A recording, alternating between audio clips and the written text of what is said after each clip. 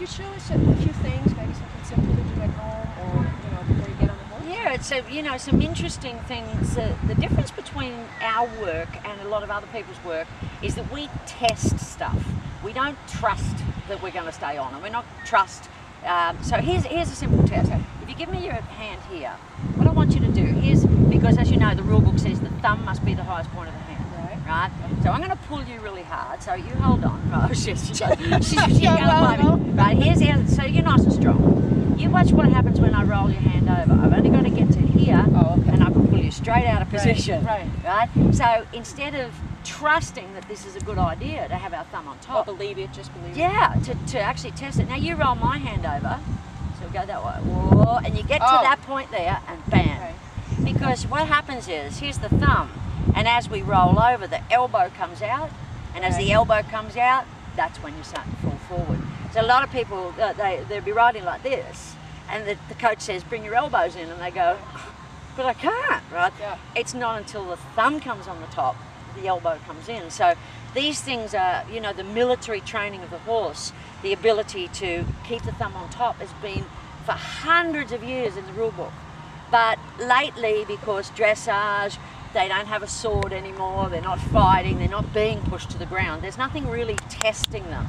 And when we roll our hand over, then the two front feet of the horse get heavier and the horse is more on the floor. So you measured that too? Yes, oh yes. I think, I'd have to look at my notes, but I think it was about 11 kilos on the two front feet of the horse just by rolling your hand over. Because what happens if you look at my chest, as we roll the hand over, your chest drops a little bit. It's not really your thumb weighs 11 kilos, it's the rest of you that sort of follows in that position. So, now here's another one. Okay. And this relates very much to pain. And what I want you to do is I want you to put your hand here on your belly, right? And turn your toe just a little bit lower with your hand below your belt. That's it. Turn your toes out, right? And just push your pelvis forward. And your whole body just like rocking forward and back, right? Now there's a place where you can't go any further, right? You get to there and you go, Now, I'm older than you and my back here is starting to really hurt, right?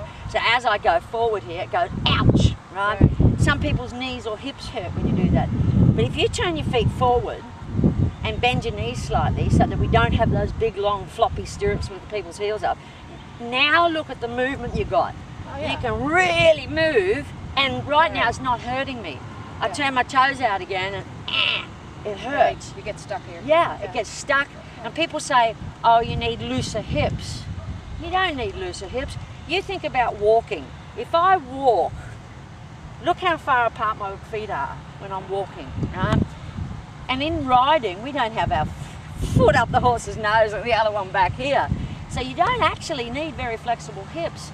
The block that people feel is a mechanical block. It's not you need to stretch more. It's actually you just need to change your bones into a different position.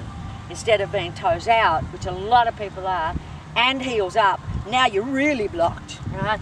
So to get the feet dead straight and that little bend in the knee from the stirrup, that's how we end up being a lot straighter. And here's another one. If you stand side on for me, what I want you to do is keep your chest level, so it's not pointing down or pointing to, and so you're pretty strong. Now what I want you to do is drop your chest, right? And now look how easy I can push you over. And people go, and it's in the rule book, it says the body must be vertical. Well, that's not vertical. And most people ride in that position there, right, with toes out, heels up, chest down, looking down. And so we've got to try to get the thumbs on top. Get the feet dead straight and get that chest up. Not too far, because that won't work either. Raise it too far. Look. And I didn't push very hard. Drop it down too low and the same thing happens. But just getting it level, it's almost like you suddenly got, and I'm pushing you harder now, right? It's almost like you suddenly got fitter. And you didn't get fit. You didn't suddenly go to the gym and do lots of sit-ups. And a lot of people talk about core strength. It's got to have core strength, got to do those sit-ups. Well, I ride Grand Prix, and if you look at the bulge on the front of my belly, you can tell that I have not been doing any sit-ups. You need core strength when the body's not in alignment. If you're dropping down like here, now you need core strength to stay on. But if you can get the bones in the right spot, You can relax, and you see the top riders, the really top classical riders.